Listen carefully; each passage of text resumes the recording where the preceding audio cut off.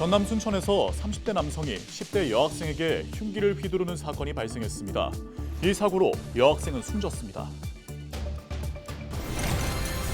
교통이나 각종 기반 시설은 주민들에게 편의를 제공하고 있어 밀접한 관계를 맺고 있습니다. 전남 동부권의 각종 기반 시설 구축 현황을 살펴봤습니다. 광주와 전남의 농민들이 겸열구 피해를 자연재해로 인정해달라고 촉구했습니다. 이들은 전남도청에 볏짚에 불을 붙였습니다. 지방의 중소기업 연구 관련 정부 예산이 올해는 물론 내년에도 반토막 수준인 것으로 나타났습니다. 지역 균형 발전에 역행한다는 지적이 일고 있습니다.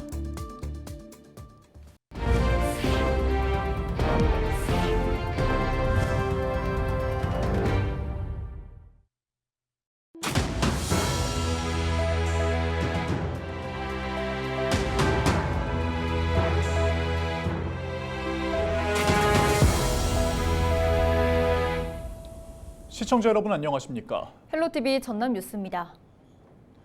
26일 새벽 순천의 도심 한가운데서 흉기 피습 사건이 발생했습니다. 30대 남성이 10대 여성을 수차례 찌르고 도주한 건데요.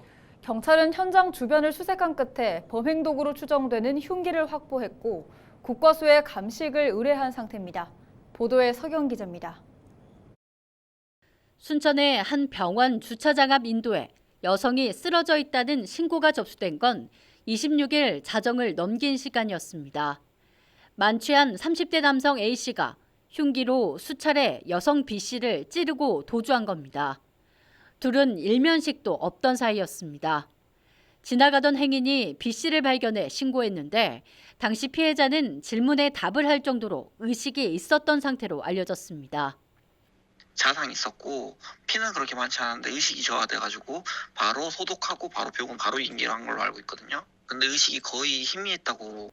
구급대는 응급처치와 함께 B씨를 인근 성가룰로 병원으로 옮겼고 이곳에서 기관삽관과 CT 촬영까지 마쳤습니다. B씨는 새벽 3시 30분 전남대병원으로 또 이송됐고 신고 접수 5시간 만에 숨졌습니다. 경찰은 살인 혐의로 피의자 A씨를 긴급 체포했습니다. A씨는 흉기 피습을 저지른 뒤 현장에서 1.5km 떨어진 주택가에서 행인과 시비를 벌이다 CCTV를 통해 인상착의를 확보한 경찰에 붙잡혔고 술에 취해 있던 것으로 파악됐습니다.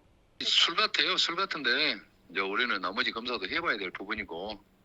경찰은 주변 주택가 등을 14시간 동안 수색한 끝에 흉기 한 점을 발견하고 국립과학수사연구원에 감식을 맡긴 상태입니다. 경찰은 A씨를 살인 혐의로 입건해 조사하고 검찰에 구속영장을 신청할 방침입니다. 헬로티비 뉴스 서경입니다. 민선 8기 지방선거 당내 경선에서 거짓 응답을 권유한 혐의로 기소된 우승희 영암군수가 항소심에서도 벌금 90만 원을 선고받으면서 당선 무효형을 면했습니다.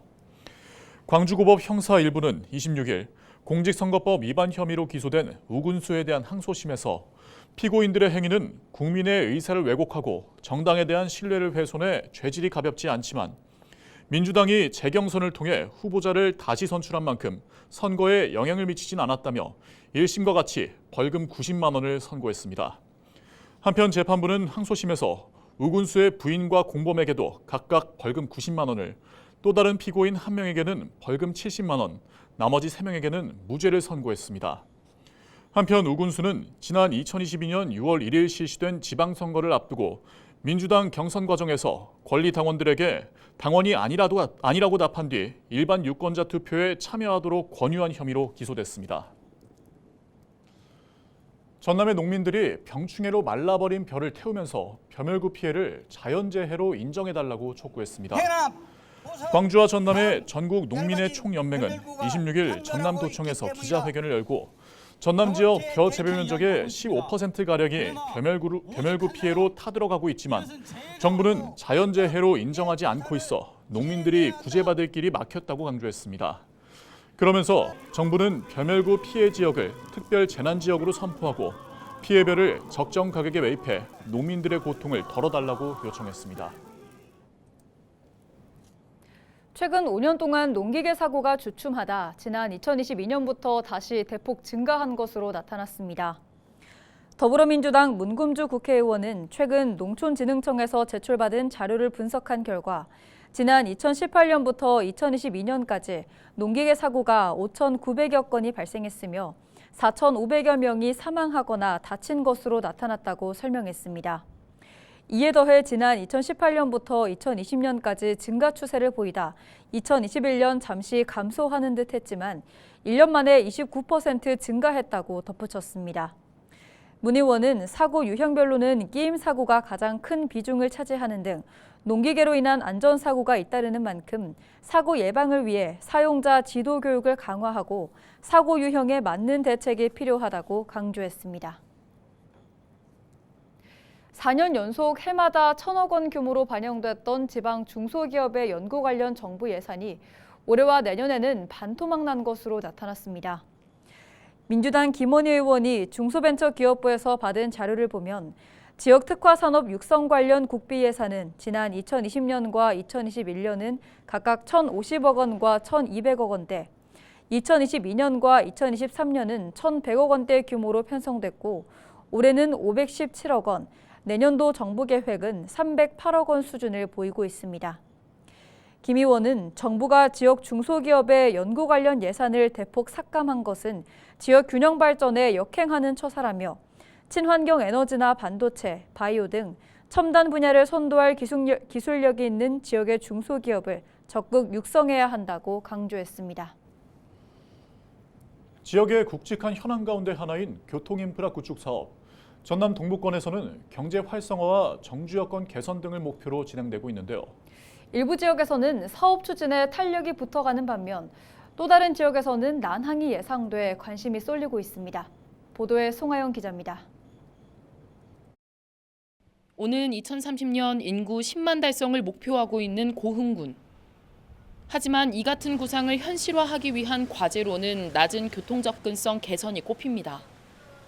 이에 고흥군은 철도와 고속도로 등 교통 인프라 확충에 주목했습니다. 경전선 벌교역과 고흥역, 녹동역을 연결해 서울에서 고흥까지 3시간 이내로 단축시키겠다는 겁니다. 이와 함께 나로 우주센터부터 광주까지 이어지는 고속도로 건설을 동시에 추진할 방침입니다. 토론회 등을 통해 공감대를 쌓고 국비 확보 방안을 모색해온 고흥군은 고속도로 건설의 경우 대통령 공약에도 포함된 만큼 정부 부처와의 협의를 속도감 있게 진행할 계획입니다. 강주 고흥간 고속도로, 벌교 녹동간 철도, 고흥 복내 우주센터 간 4차선 확포장 건설을 위해 노력하고 있습니다. 강주 고흥간 고속도로는 국토부에서 사전 타당성 연구 용역을 추진 중이며 내년 하반기 중 수립되는 제3차 고속도로 건설 계획에 반드시 반영되도록 할 것입니다. 철도 인프라 구축을 위해 경전선 벌교역에서 지선을 연결하여 고흥역과 녹동역을 건설하기 위해 우리 군에서 용역을 추진 중이며 이 또한 내년 하반기 중 수립되는 제5차 국가철도망 구축 계획에 반드시 반영되도록 할 것입니다. 광양에서는 순천과 부산을 잇는 KTX 이음을 광양역에 정차시키기 위한 움직임이 빨라지고 있습니다. 광양시는 서명운동을 당초 목표했던 규모인 5만 명을 뛰어넘어 7만 명으로 완료했고 국토부에 전달한 상태입니다. 최근 권양겸 국회의원 등이 국토부를 찾아 건의하는 등 지역 정치권도 정차 필요성을 강조하고 있는 가운데 이르면 올 하반기, 늦어도 내년 상반기에 정차 여부가 확정될 전망입니다. 반면 진통을 겪는 곳도 있습니다. 순천도 광주와 부산을 잇는 경전선 구축 사업 대상지 가운데 한 곳입니다. 경전선이 도심 지역을 관통할 것으로 예상되면서 주민들의 반발이 거셌던 가운데 최근 국토부가 도심 우회가 어렵다고 밝혀 논란이 다시 커지고 있습니다. 순천시는 기존 노선 지하화의 가능성을 들며 논란의 불씨를 잠재웠지만 이를 추진하기 위한 3천억 원이 넘는 국비를 확보해야 하는 등 과제가 남아 있습니다. 예타로 다시 통과해야 되는 걸 알고 있습니다. 왜 그러냐면 이게 몇 천억, 2, 3천억 이상 이게 비용이 더 추가돼 버리면 또 예타도 해야 되고 하기 때문에 좀 절차가 복잡해지고 시간이 좀 더 많이 걸릴 수 있겠다 이런 생각이 듭니다. 출퇴근 시간대 상습적으로 정체되는 지역의 교통량을 분산하기 위한 도로 개설이 추진되고 있는 여수의 상황도 이와 비슷합니다. 여수시가 당초 계획했던 노선이 아닌 다른 노선을 검토하는 것으로 확인돼 지역사회에서 우려가 제기되고 있습니다.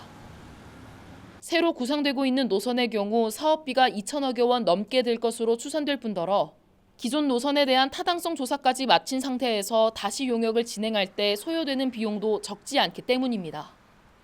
여수시는 두 노선의 경제성 등을 비교하기 위한 취지라고 설명한 가운데 도로 개설에 대한 잡음이 당분간 이어질 전망입니다.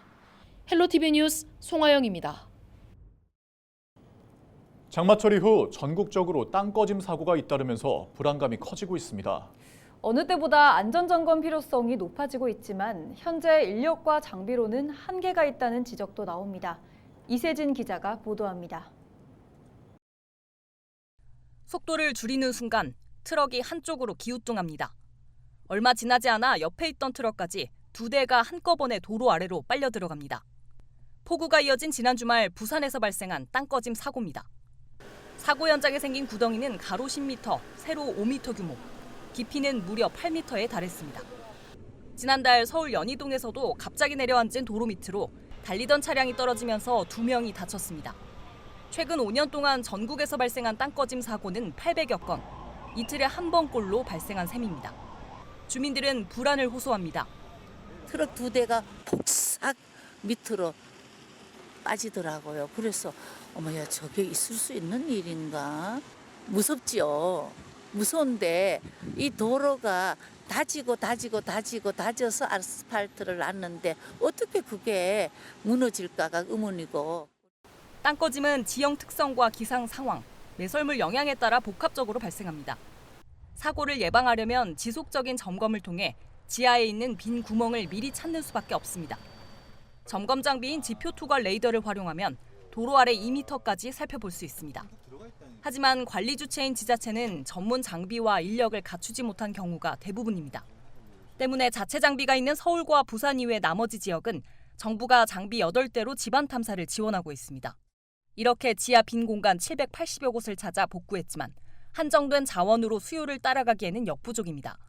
지난 6월까지 점검을 마친 도로는 전체 도로의 10%에도 못 미쳤습니다.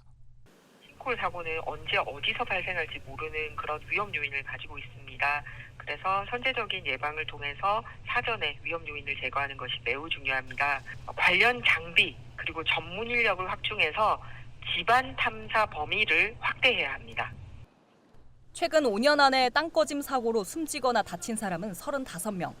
누구라도 도로 위 지뢰의 피해자가 될 수 있다는 불안감 속에 보다 근본적인 대책이 필요하다는 목소리가 커지고 있습니다. 헬로티비 뉴스 이세진입니다.